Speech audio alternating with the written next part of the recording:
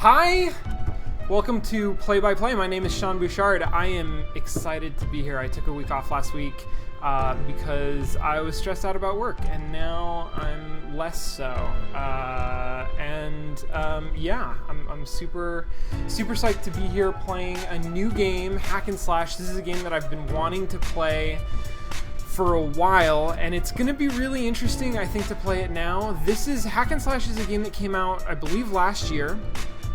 To sort of mixed critical reviews, but it also won some awards, and it specifically won awards in sort of educational gaming or impact gaming categories. Hack and Slash is a game about programming, and so this is the first explicitly educational game that I think we've played on the show, and that's obviously something that I care about. That's the sort of work that I do professionally, and so I'm really excited to see how this game pulls that off, and how maybe it falls short in other respects. It's interesting because this is a Double Fine game, and obviously on Mostly Walking we're playing Broken Age right now. We're sort of maybe 2/3 of the way through Broken Age, which is another Double Fine game. But it's a Double Fine game with a very different aesthetic, I think. I think it had a different creative team, although some of the creative team probably overlaps because it's a small company. So it'll be interesting to see what are the other things that company has done in the last couple of years, and how do they differ from one another. Anyway, I'm going to get started. I'm going to change up the format just slightly, so this isn't going to affect you guys a huge amount, but I'm going to try to keep the segments pretty clipped, not go too long. We'll see how well I do with that. And then instead of soliciting questions at the end of each segment, I actually have some questions that I'm just going to explore, some topics of conversation that I'm going to briefly introduce at the end of each segment, and we'll do a regular Q&A at the end of the whole shebang. So should be fun. We'll see how that works. Here we go. I'm going to start. Hack and Slash. Enter. First time I tried to click on this button. I tried really hard to click on this button, but I can't, obviously, because it says enter. I'm supposed to press enter. So I'm going to do that. I'm going to start a new game. I'm going to go with the default name, because I like default names most of the time. And this doesn't strike me as a real subjective narrative. I'm not creating a character here. So it's actually curious to me a little bit why they give me the option of choosing a name. But I'm going to go with Alice. It's dangerous to hack and slash alone. Oh Jesus, so much going on right away. Obviously that's a reference to the original Legend of Zelda. It's dangerous to go alone. And then the literally first piece of narrative after the initial loading screen that we get is Act 2. I have no idea what to make of that. But that's interesting. It's intriguing, right? It's unexpected right off the bat. Phew, that fall could have hurt. To advance conversations in a different color to let me know that this is instructive, right? This breaks fourth wall. To advance conversations, press enter.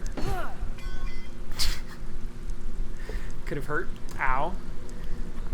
Alright, so I can move around. Tells me I can pick things up with E. I'm glad I borrowed this sword. Maybe I can use it to bust out of here. To swing your sword, press space. Look at me swing. Oh shit. Did I break it? Was that part supposed to come off? I actually have a more satisfying attack animation, I think, now that I have the real USB key sword. Alright. So I'm just going. There's actually very little room for me to make a mistake here. I press space next to the door because the door is obviously interactable. I can't press up or down. I can press escape clearly, but I can press left or right. That's pretty much all I can do. and that toggles the door open and closed. So let's go with that. Alice's costume here, obviously also reminiscent of The Legend of Zelda. Okay, so now, oh, look at that. I can push it. I can push it just like a thing. Can I push it back? No. Okay, so there we go. Now this one has a USB slot. It's got remaining pushes. Tiles per push, seconds per push, time before push starts. I've also got some like my attention is a little bit split, right? Because there's like dialogue coming from the character, but it's I can't actually understand it. So it's attracting my attention a little bit, but I can't do anything with it. So remaining pushes. Let's give ourselves a lot of remaining pushes, and then tiles per push. I'm curious to see what that does. Oh, there we go. Hey down there, are you okay? Phew, I got free. Oh hi. Be careful, that hole is tricky. You're a sprite, and you're a human, a red human. Can I move my head? What's wrong with my head? You guys don't like my head? Like that? Is that better? Let's go with that. Oh bits! We found each other. Oh bits is my new favorite expletive. That's wonderful. Best friends. Oh, that's where the prompts appear. Yeah, sorry guys. All right. So that was an interesting little first sequence, right? Very smooth, very, very easy. Wizard, zap. Wizard has a sprite of his own. It's magic time. Unimpressed sprite.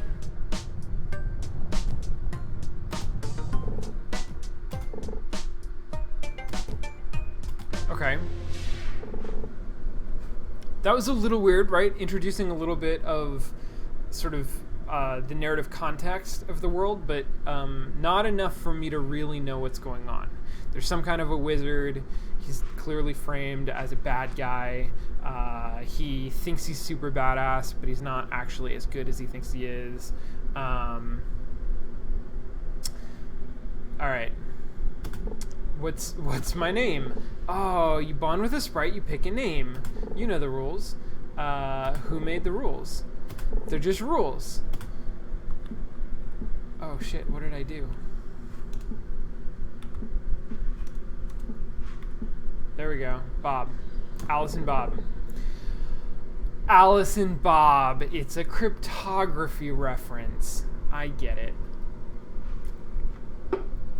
For anybody who doesn't get it, in cryptography, when we talk about multi-agent attacks, we typically introduce different agents that are sending or receiving or trying to intercept messages with names based on alphabet letters.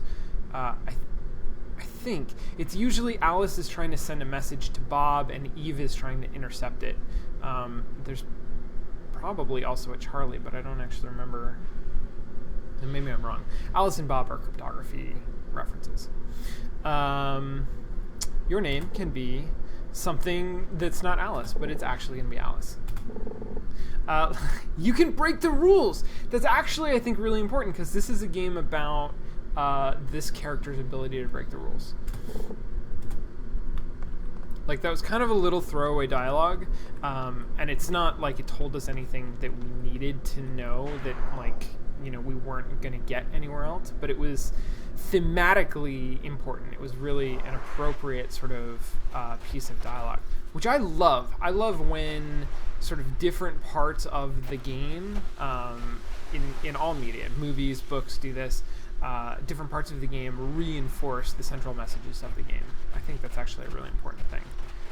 Gosh, so this is a really interesting style. We can talk a little bit more about the art style later, but mechanically this is very Legend of Zelda, especially the original or the top-down ones like Link to the Past. But visually it's very different. It's got it's not tile-based, or it doesn't look tile-based. It's got a much smoother animation cycle for the character. Characters have this like idle animation, which is not something that you see in those earlier games. And the features, oh gosh, look at that shadow work. That's kind of neat. Dynamic shadows. Ish, like not really, not through lighting, but through programmatically. It's a little hard to tell, what the borders of the world actually are. In a game like the original Legend of Zelda or Link to the Past, there's this blockiness that makes it very obvious when something is a level ground that you can walk on, and when something is something that's going to block you. And it's a little bit harder to see here when it's not tile-based. All right, so I know how this works. I actually don't care about remaining pushes. I'm just going to make it go a bunch of tiles. And what happens if I go to 0? Look at it just go. What if I do one of these? Ooh, I can drop hearts. Yeah. Did I drop any hearts? Or do I drop hearts when it's on fire? Oh yeah, look at that. Look at all the hearts it dropped. So, we're learning about how this game works. This is going to be a game about programmatically changing your environment to your advantage. And right off the bat, that seems like crazy OP, right? I mean, I'm used to thinking about this like a Zelda game where the challenge of the game comes from, these block puzzles are designed so that you can only push the blocks a limited number of times, and you have to sort of figure out within the confines of those limitations how to solve the puzzle. You have a limited amount of health, and it's difficult to get more, right? There's a certain balance that's imposed by the designers of the game, and that's just sort of assumed. And this game immediately is breaking those assumptions and saying, those are not the limitations that are going to be imposed upon you. Now, there are going to be limitations, I have no doubt, because otherwise it's not going to work as a game.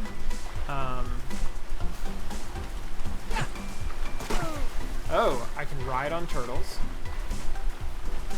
I get sucked into water. Do I have to ride on the turtle? Do I want to ride on the turtle? Did I lose any hearts? I didn't. But I may have missed a chest. I'm not sure how I was supposed to get to that chest. I'm just going to keep exploring.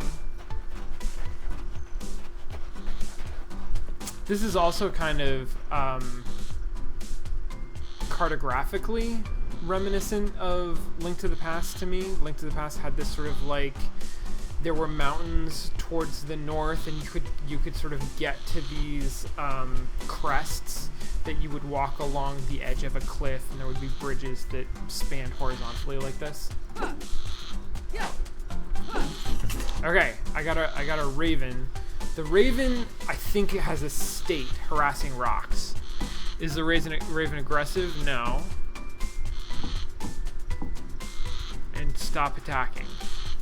Let's try that. Oh, and then I can talk to the rocks. I guess I can talk to rocks. Good job finding that raven, Bob. Oh, look at that. Rocks are friendly. They'll move out of my way. So now, it's not 100% clear. It's not 100% clear what things I'm able to program like this and what things I can't. Oh, shoot. that prompt box is going to appear in different places, isn't it? Yeah. Okay, well, this one's good.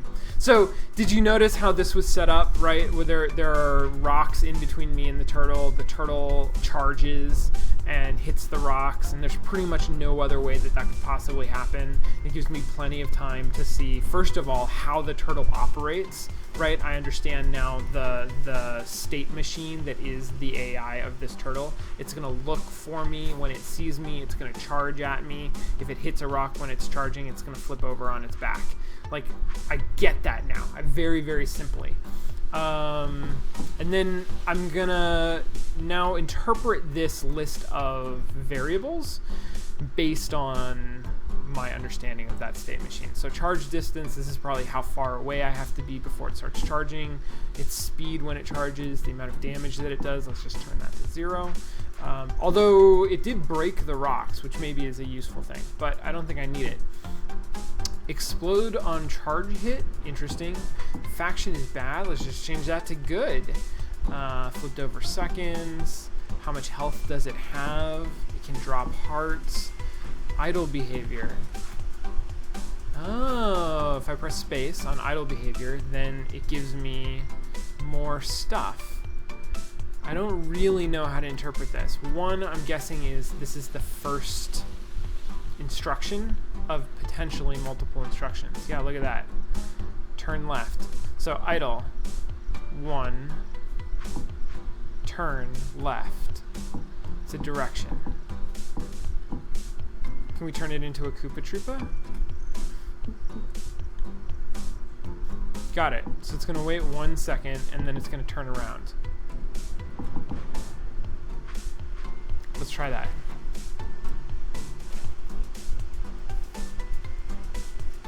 Sweet. Yeah. We made it do a thing. I'm going to give this guy a remaining push, and then some tiles to move. Oh. Oh, is it blocked, maybe?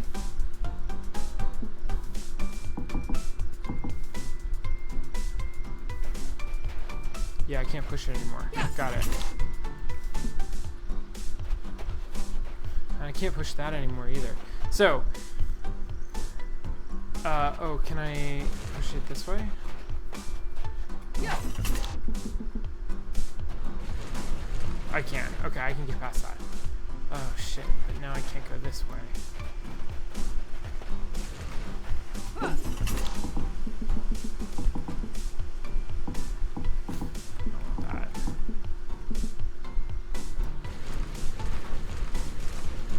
There we go. Solved that puzzle.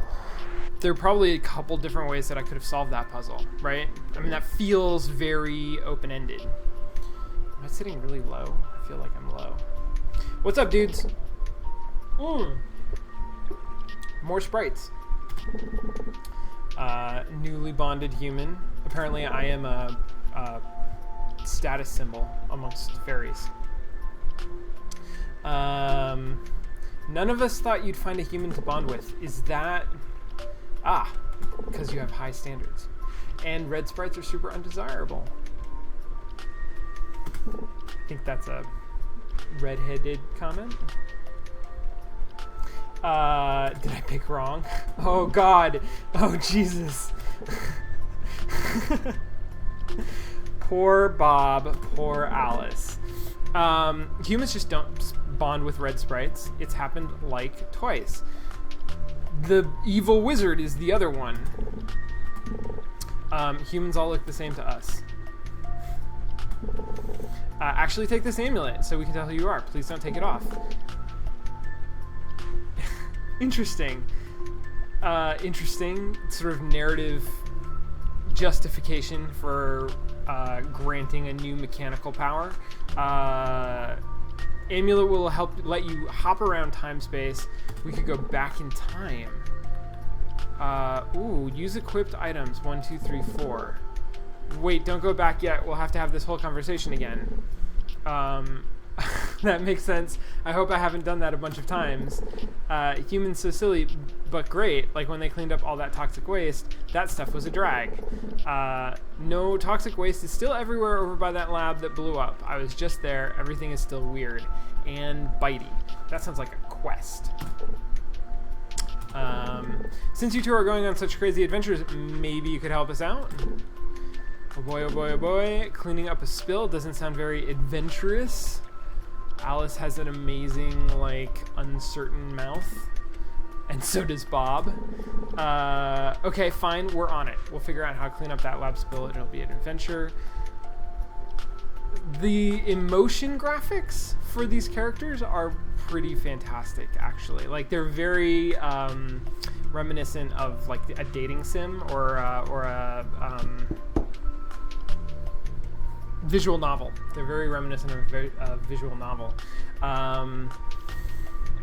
Like single frame, multiple expressions used to sort of indicate the mood of the character. I like that a lot. Just, you know, something that's taken from a different different genre than the core genre that this is sort of indicating. Look at the light effect that's really drawing attention to this stump. I don't know why. Okay, so we're gonna go look for some toxic waste. This looks like a place where there's toxic waste. Oh, look at that guy. Look at that guy. Let's go 0 damage. And let's just do that. Let's see how 0 damage works.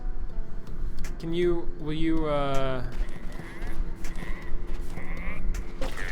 no, he won't break these rocks. Oh! Tiles per push! What if it's a bunch of negative tiles per push? Sweet. That's cool. I feel really smart for figuring that out. I'm gonna move down here. Like that? That's probably good.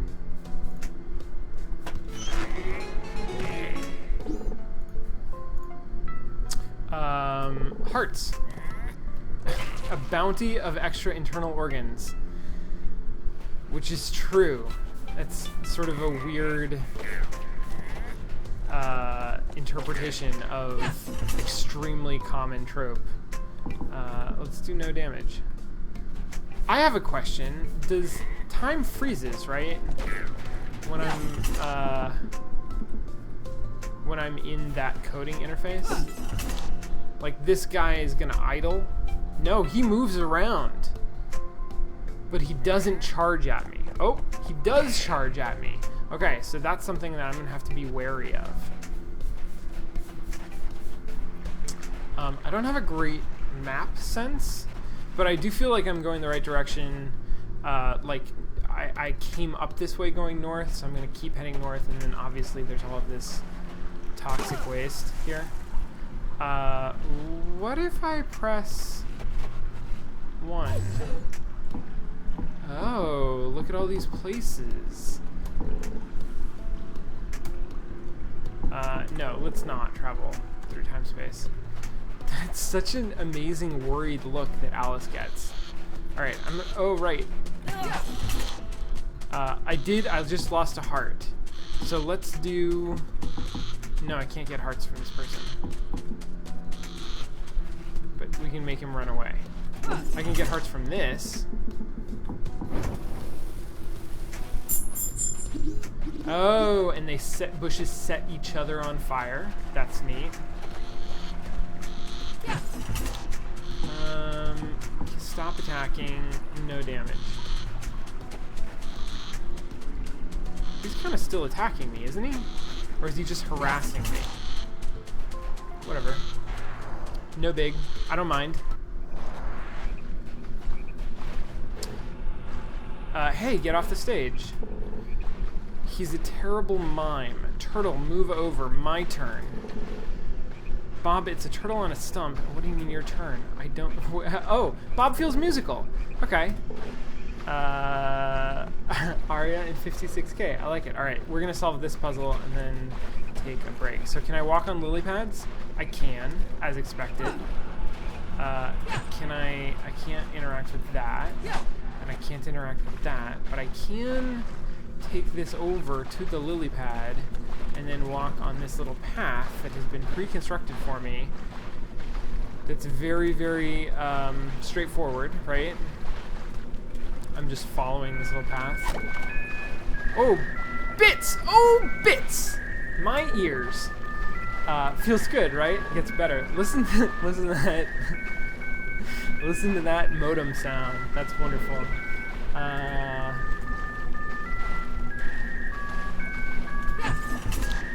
Oh, shit! Look at that! Look at that! I can hack Bob.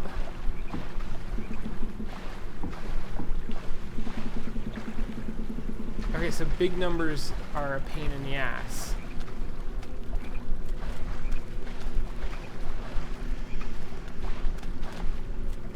Okay, so I think I'm curious actually if I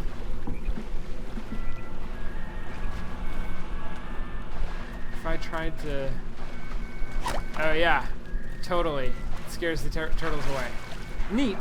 So that was cool. Learned that I could hack Bob, but only when Bob is sort of in a performance mode. When Bob has sort of like staged himself in a way to be manipulated like that. All right. Can I don't want to. All right, I'm just gonna do this. How do I anything? Here we go. How do I stream? So cool. Before we take a break, first question. Just I came up with some generic questions that we can sort of ask about games in general. So what's the aesthetic of this game? What just like first blush, first half hour of playing the game, what is like, what does it evoke? What does it feel like? What does it look like? Obviously, numerous references in content, in dialogue, or at least in text, to the Legend of Zelda series. In the graphics, like in the costuming, in the characters, the fact that it's like elf children with sprites who follow them around.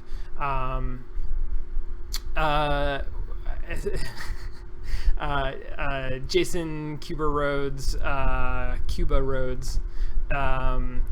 says the aesthetic is cute as fuck, which I totally agree with. Like that is like there's a super cuteness to this, and that comes across in those expressive states that we see in dialogue, and it comes across in the sort of illustrative style, very colorful, like full palette.